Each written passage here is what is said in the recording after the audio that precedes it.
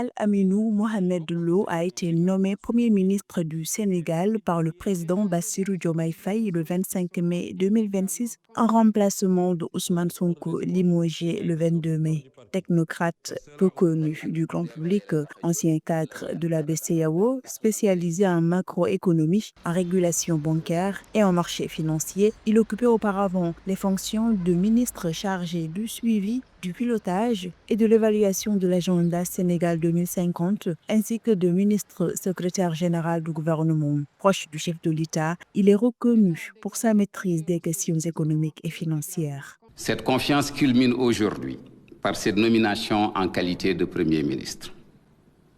Je considère cette nouvelle charge comme un sacerdoce. Sacerdoce qui a toujours été mon seul viatique, tiré de ma longue carrière professionnelle à la Banque centrale des États de l'Afrique de l'Ouest, BCEAO, de novembre 1985 à mars 2026. Le nouveau Premier ministre sénégalais prend ses fonctions dans un contexte économique difficile avec une dette proche de 132% du PIB et la suspension d'un programme du FMI de 1,8 milliard de dollars consécutive aux accusations des autorités actuelles contre le régime de Macky Sall, accusé de dissimulation de dette. Ce différend oppose une ligne favorable au dialogue avec le FMI, défendue par le président Bassirou Diomaye Faye, à une approche souverainiste portée par Ousmane Sonko.